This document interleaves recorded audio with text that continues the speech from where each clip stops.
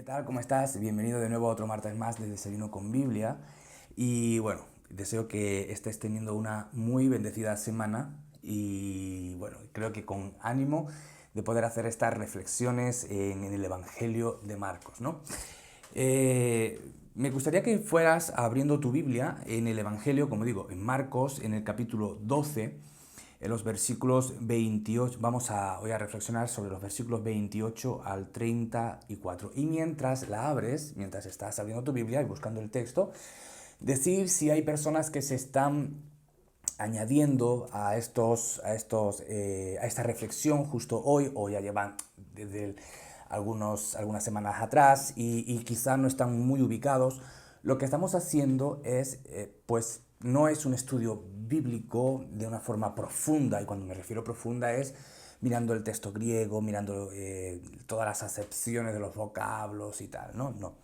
No es la idea, sino que la idea es hacer reflexiones prácticas que la vida del Señor Jesús en el Evangelio, tal como lo está relatando Marcos, pues agarrar esas vivencias del Señor Jesús y aplicarlas directamente para nuestra vida. Creo que hay tiempo para todo, es decir, creo que pues si perteneces a una iglesia local, seguramente tienes estudios bíblicos profundos sobre textos, pero también hay tiempo de hacer estas reflexiones más sencillas. También hay tiempo, creo que es un buen tiempo y es apropiado el hacer estas reflexiones más sencillas, el hacer estas reflexiones más prácticas para la vida, ¿no? Porque al fin y al cabo el Evangelio es para la vida. El Evangelio no es únicamente como muchos piensan, es para alcanzar la salvación y luego pues a sumergirse en cosas profundas sobre una teología bien marcada y está bien, como digo, hay tiempo para todo, eso es necesario porque eso da un crecimiento escritural profundo, un conocimiento teológico profundo, pero también el hacer estas reflexiones sencillas sobre la vida de Jesús nos da un sentido práctico para la vida, ¿no? Y el Evangelio como que encarna ese sentido experiencial. Otra cosa, dale al me gusta. Es muy importante que le des a ese cuadrito que te aparece como me gusta. ¿Por qué? Porque mientras más me gustas haya en un vídeo, YouTube más lo distribuye a otras personas. YouTube entiende que es un vídeo que tiene like, que tiene me gustas, entonces es un vídeo importante, entonces lo extiende a otras personas. No te estoy pidiendo un me gusta por lo que yo pueda decir o no, no es para mí, es para que el motor de YouTube lo mueva a otros lugares. Dicho esto, ahora sí, Marcos 12, versículo 28 al 34, y voy a darle comienzo a la lectura. Dice así: uno de los escribas que los oyó discutir, viendo que Jesús respondió bien, se acercó y preguntó: ¿cuál es el primer mandamiento de todos?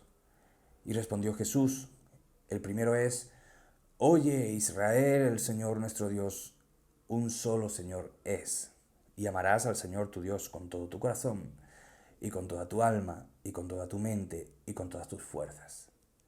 Y el segundo es este: amarás a tu prójimo como a ti mismo. Mayor que estos no hay otro mandamiento. Y el escriba le dijo: Maestro, pues dijiste bien, en verdad que uno solo es Dios y no hay otro además de Él, y amarlo con todo el corazón y con todo el entendimiento y con toda la fuerza, y amar al prójimo como a sí mismo, vale más que todos los holocaustos y sacrificios. Y Jesús, viendo que había respondido sensatamente, le dijo: no estás lejos del reino de Dios. Y ya ninguno se atrevía a preguntarle más cosas. ¿Qué es lo que ocurre?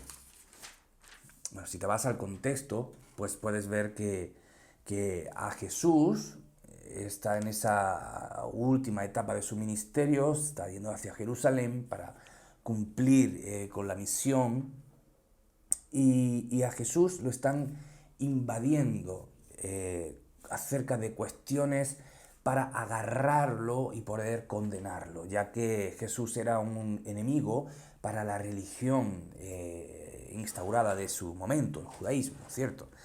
esto Jesús era judío y está hablando en un contexto judío, ¿vale?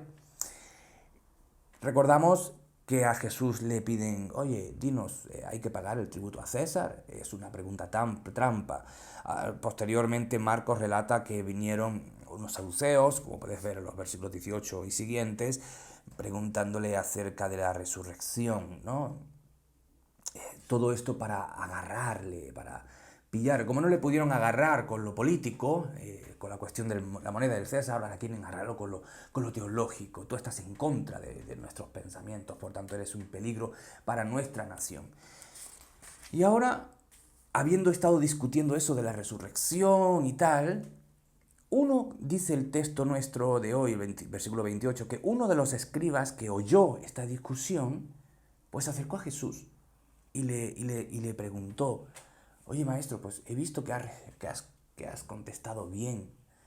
Bien no es bien como nosotros lo entendemos, sino que has contestado de una forma muy inteligente. Y se acercó y le preguntó, ¿cuál es el primer mandamiento de todos? Algunos eruditos no se ponen de acuerdo porque piensan que quizá este escriba iba de nuevo a hacerle esta pregunta, es una pregunta capciosa. Pero otros eruditos piensan que no, que según el tono, según el momento, según la formulación de la pregunta, es una pregunta amigable. Como vio que Jesús realmente es un maestro que realmente contestaba de una forma sabia, distinto a todo lo demás que había, quiere saber la opinión realmente de este maestro. Yo me inclino a pensar que este escriba fue con esa intención, realmente de conocer, oye, Jesús, entonces, ¿cuál es el primer mandamiento de todos? Ahora, hay que entender esto, porque si te vas al Decálogo, Éxodo 20 y otros, que lo puedes ver en el Levítico y tal, o Deuteronomio, pues puedes entender que los 10 mandamientos están bien delimitados y bien demarcados. Mandamiento 1, mandamiento 2, mandamiento 3 y así hasta el 10. Entonces, el primer mandamiento de todos está bien especificado en el Decálogo, ¿no? Puedes ir a Éxodo 20 y quiero que lo mires para que podamos entender este contexto. Éxodo 20 dice, yo soy Jehová tu Dios que te saqué de la tierra de Egipto de la casa de esclavos. Entonces el primer mandamiento es, no tendrás otros dioses delante de mí. O sea, según el Decálogo está esta pregunta de este escriba no tiene mucho sentido. Porque, a ver, señor escriba, si tú sabes como escriba que eres doctor en la ley, tú conoces el Decálogo. ¿Por qué pregunta, señor escriba, cuál es el primer mandamiento de todos? Pues el número 1, no tendrás dioses delante de mí, ajenos. Pero es que esta no es la cuestión y por eso debemos entender un poco el contexto. Según judaísmo, se establecieron 613 leyes o mandamientos, 613 mandamientos, los cuales se dividían en dos, según las escuelas judaicas del momento. Esos 613 mandamientos se dividían en mandamientos graves o mandamientos leves. Y ahí había entre escuelas, Gilel y Samai, por ejemplo, se discutía cuál de ellos era el mayor, el más importante o el menos importante, dentro de esa gama de 613 leyes. Y esto es lo que le está preguntando este escriba. Señor, ¿cuál es el mandamiento más importante según tú? Esto es lo que le está preguntando. No está preguntándole acerca de orden. Si te vas al Decálogo, sabes cuál es el mandamiento número 1.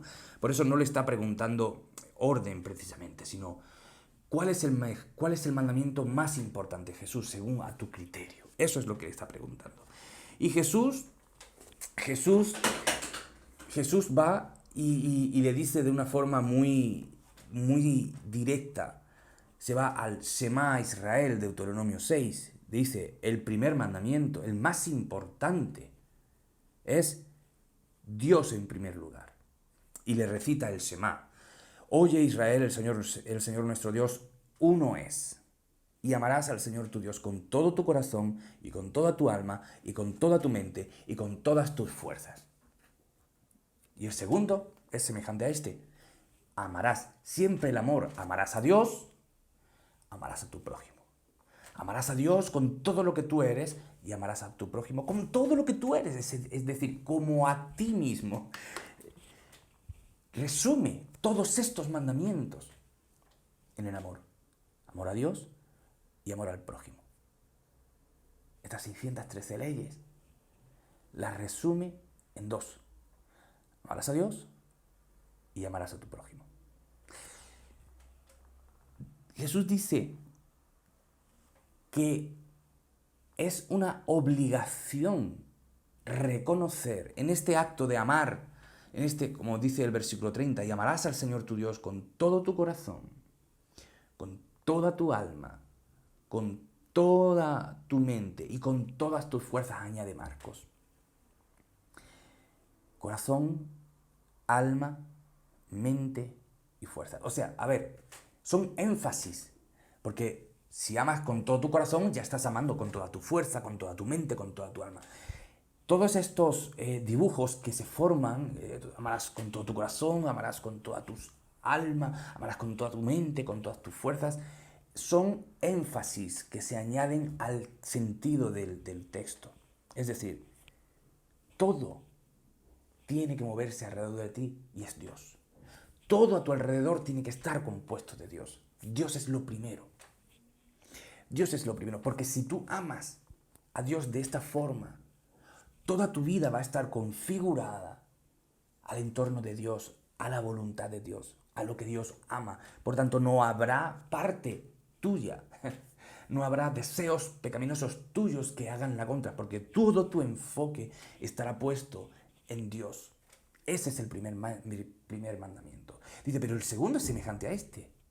Me has preguntado el mandamiento más importante, yo te voy a dar otro más, porque los dos son el mandamiento más importante. Y toda la ley escriba se resume en amar, en intencionalidad. Ama a Dios y toda tu vida estará configurada y andando en pos de Dios, de todo lo que Él es. Pero el segundo es semejante, dice Jesús. Amarás a tu prójimo como a ti mismo. ¡Wow! ¿Qué tiene esto para nosotros? Bueno, dice que el escriba le dijo, maestro, pues bien dijiste, has dicho una verdad muy grande, ¿no?